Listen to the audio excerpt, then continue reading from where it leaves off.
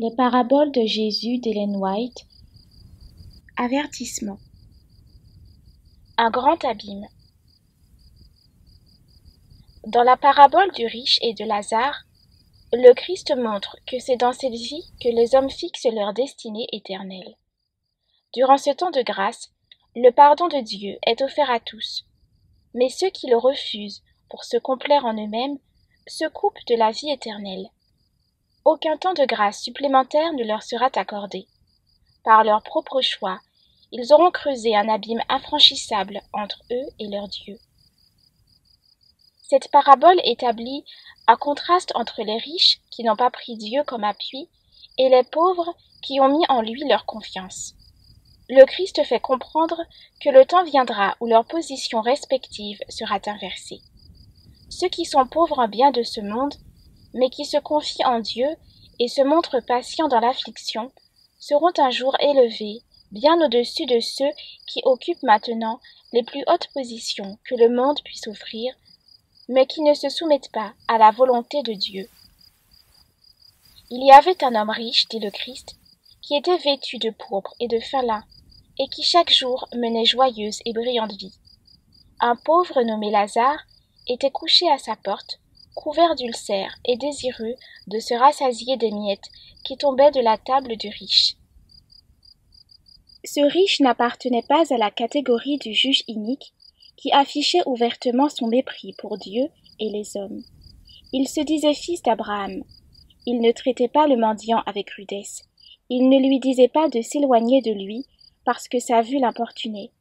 Si ce pauvre et repoussant spécimen de l'humanité pouvait retirer quelque soulagement à le voir passer, le riche voulait bien tolérer qu'il reste à sa porte.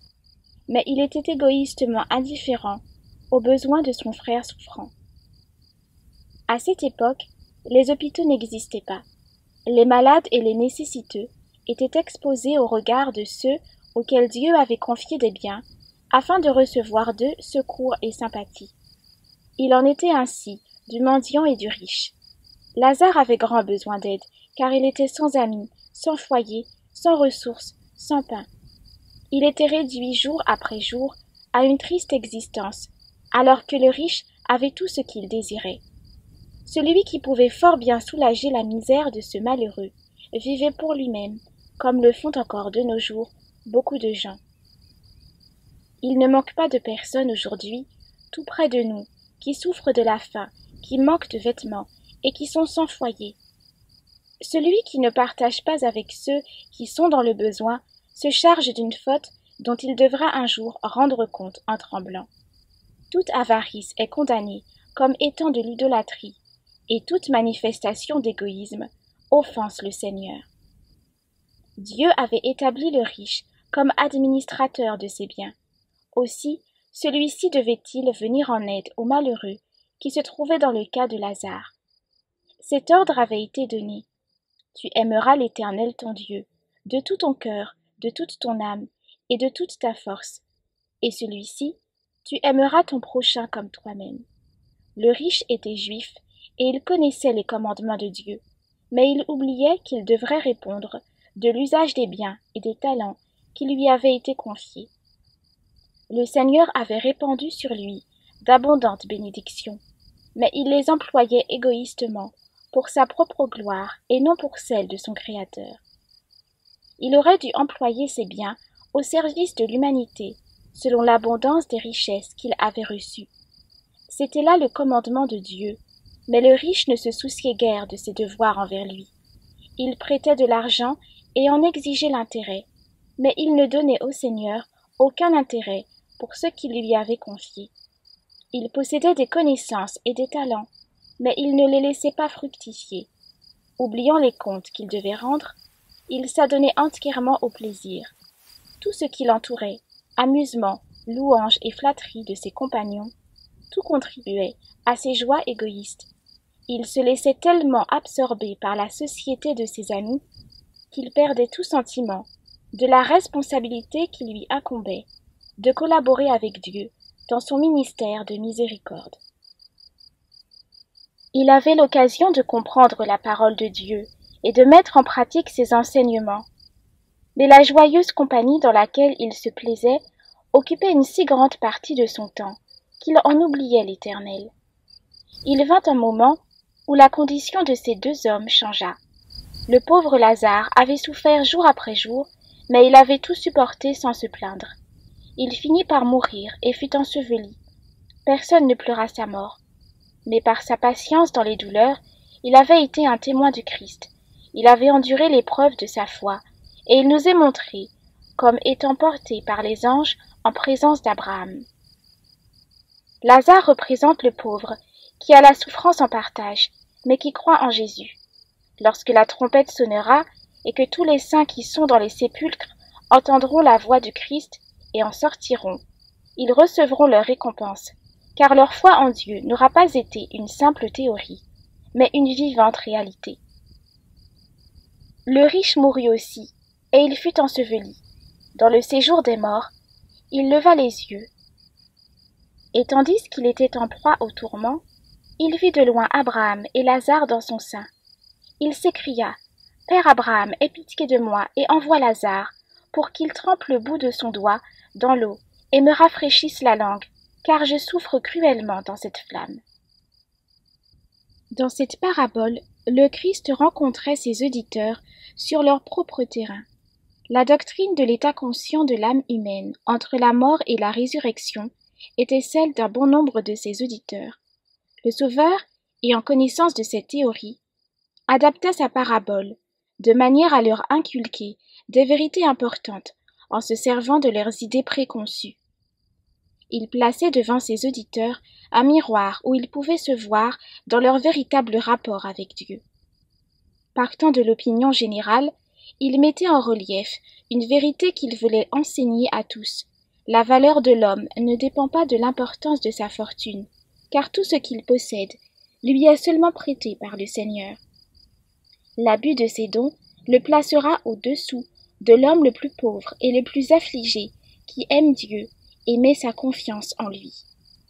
Le Christ désire faire comprendre à la foule qu'il est impossible de faire son salut après la mort. Il met dans la bouche d'Abraham la réponse suivante. « Mon enfant, souviens-toi que tu as reçu tes biens pendant ta vie, et que Lazare a eu les maux pendant la sienne. Maintenant il est ici consolé, et toi tu souffres. D'ailleurs, il y a entre nous et vous un grand abîme, afin que ceux qui voudraient passer d'ici vers vous, ou de là vers nous, ne puissent le faire. » Jésus montre ainsi que c'est en vain qu'on attendrait un nouveau temps de grâce après la mort. Cette vie est le seul temps accordé à l'homme en vue de se préparer pour l'éternité. Le riche n'a pas perdu de vue qu'il est enfant d'Abraham, et dans sa détresse, c'est à lui qu'il adresse ses cris. « Père Abraham, aie pitié de moi. » Il n'adresse pas sa prière à Dieu. Il montre ainsi qu'il place Abraham au-dessus de Dieu et qu'il compte pour son salut sur le fait qu'il descende de ce patriarche. Le larron sur la croix, lui, invoqua le Christ. « Souviens-toi de moi quand tu viendras dans ton règne. » La réponse ne se fit pas attendre. « Je te le dis en vérité, aujourd'hui, tandis que je suis sur cette croix d'ignominie et de souffrance, tu seras avec moi dans le paradis. » Mais le riche adresse sa prière à Abraham et n'est pas exaucée. Jésus seul a été élevé comme prince et sauveur pour donner à Israël la repentance et le pardon des péchés. Il n'y a de salut en aucun autre. Pendant sa vie, le riche n'a songé qu'à ses plaisirs. Il s'aperçoit trop tard qu'il ne s'est pas préparé pour l'éternité. Dès qu'il se rend compte de sa folie, il pense à ses frères qui suivent la même voie et ne cherchent que leur satisfaction présente. Il supplie donc le patriarche en ces termes. « Je te prie, Père Abraham, d'envoyer Lazare dans la maison de mon père, car j'ai 5 frères, c'est pour qu'il leur atteste ces choses, afin qu'ils ne viennent pas aussi dans ce lieu de tourment. » Abraham répondit, « Ils ont Moïse et les prophètes, qu'ils les écoutent. » Et il dit, « Non, Père Abraham, mais si quelqu'un des morts va vers eux, ils se repentiront. » Et Abraham lui dit, « S'ils n'écoutent pas Moïse et les prophètes, ils ne se laisseront pas persuader, quand même quelqu'un des morts ressusciterait. » Quand le riche demande un témoignage supplémentaire pour ses frères, il lui est clairement affirmé que même ainsi, ces derniers ne se laisseraient pas persuader. Sa requête constitue un reproche adressé à Dieu. Il semble dire, si j'avais été mieux averti, je ne me trouverais pas maintenant dans ce lieu. Abraham lui répond en substance, tes frères ont été suffisamment avertis. La lumière leur a été donnée, mais ils n'ont pas voulu voir. La vérité leur a été présentée, mais ils n'ont pas voulu entendre. S'ils n'écoutent pas Moïse et les prophètes, ils ne se laisseront pas persuader, quand même quelqu'un des morts ressusciterait. L'histoire du peuple juif atteste la véracité de cette déclaration. Le dernier des miracles du Christ, en quelque sorte le couronnement de son œuvre, fut la résurrection de Lazare de Béthanie, 4 jours après sa mort. Cette confirmation merveilleuse de la divinité du Messie fut donnée aux Juifs, mais ils la rejetèrent. Lazare revint à la vie et rendit devant eux son témoignage, mais fermant leur cœur à l'évidence, ils songèrent même à le faire mourir. La loi et les prophètes sont les instruments choisis par Dieu pour assurer le salut des êtres humains. Le Christ déclare qu'ils prennent garde à cette révélation. S'ils ne sont pas attentifs à la voix de Dieu dans sa parole, un homme qui se relèverait d'entre les morts ne saurait les convaincre. Ceux qui écoutent Moïse et les prophètes n'ont pas besoin d'une autre lumière. Celle que Dieu leur a donnée suffit. Si quelqu'un la refuse et n'apprécie pas les occasions offertes par le ciel, il ne prêterait pas plus d'attention au message d'un ressuscité. Cette nouvelle preuve n'aurait pas plus d'efficacité que les précédentes, car ceux qui rejettent la loi et les prophètes ont le cœur tellement endurci qu'ils repousseraient toute autre lumière. L'entretien entre Abraham et celui qui avait été autrefois un homme riche est une prosopopée. Une leçon s'en dégage. Chacun a reçu assez de lumière pour faire ce que Dieu attend de lui. Les responsabilités de l'homme sont proportionnées aux occasions et aux privilèges qui lui sont accordés. Le Seigneur donne à tous clarté et grâce en suffisance pour accomplir l'œuvre assignée. Quelqu'un se dérobe-t-il au devoir que lui révèle le peu de lumière qu'il a reçu? Il se montrerait plus infidèle encore et plus indifférent à l'égard des bénédictions dont il est l'objet si des lumières plus grandes lui étaient dispensées. Celui qui est fidèle dans les moindres choses l'est aussi dans les grandes, et celui qui est injuste dans les moindres choses l'est aussi dans les grandes. Ceux qui refusent de se laisser éclairer par Moïse et les prophètes et qui réclament de grands miracles ne seraient pas convaincus si leur désir était satisfait. La parabole du riche et de Lazare montre comment les catégories d'individus représentées par ces deux hommes sont considérées dans le monde invisible. La richesse n'est pas un péché si elle a été acquise honnêtement. Un riche n'est pas condamné parce qu'il a beaucoup de ressources, mais parce qu'il en use avec égoïsme. Il ferait infiniment mieux de les placer près du trône de Dieu, en s'en servant pour faire du bien. La mort ne peut appauvrir celui qui s'est consacré à la recherche des valeurs éternelles, mais celui qui accumule une fortune pour lui seul n'en pourra rien apporter au ciel. Il a prouvé qu'il était un administrateur infidèle. Il a joui de ses biens pendant sa vie, mais il a oublié ses obligations envers Dieu. Il ne s'est pas constitué un trésor dans le ciel. L'homme riche qui a eu tant de privilèges aurait dû faire valoir ses talents de telle sorte qu'il porte du fruit jusque dans la vie éternelle. Le but de la rédemption est non seulement d'effacer le péché, mais encore de rendre à l'homme les dons spirituels qui lui ont été ravis par la puissance amoindrissante du péché. On ne saurait emporter de l'argent dans l'au-delà. Il n'y serait, du reste, d'aucune utilité. Seuls les actes accomplis pour gagner des âmes au Christ ne suivent dans les parvis célestes. Ceux qui emploient les dons du Seigneur uniquement pour leur satisfaction personnelle, qui ne viennent pas en aide à leurs semblables et qui ne contribuent en rien à la progression de l'œuvre de Dieu dans ce monde, déshonorent leur Créateur. Coupables de vol envers Dieu, voilà ce qui est écrit dans le livre du ciel, en face de leur nom. L'homme riche avait tout ce que l'argent peut donner, mais il ne possédait pas le genre de capital nécessaire pour maintenir son compte en règle avec Dieu. Sa vie s'était déroulée comme si tout ce qu'il avait lui appartenait. Il avait négligé l'appel divin, aussi bien que les droits de l'humanité souffrante. Mais il reçut un jour un appel qu'il ne put repousser. Une puissance qui n'admettait aucune réplique lui intima l'ordre de quitter les biens dont l'administration lui était retirée. L'homme autrefois fortuné se voit maintenant précipité dans une pauvreté irrémédiable.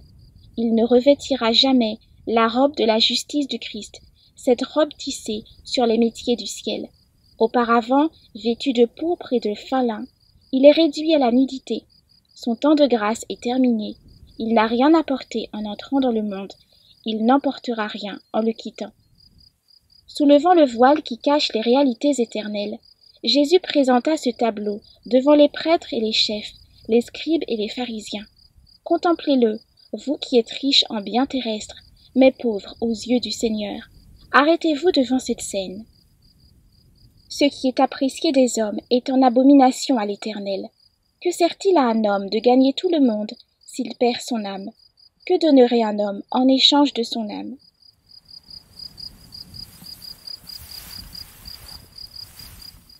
Retrouvez plus de lectures des ouvrages de l'Esprit de prophétie sur lerest.org.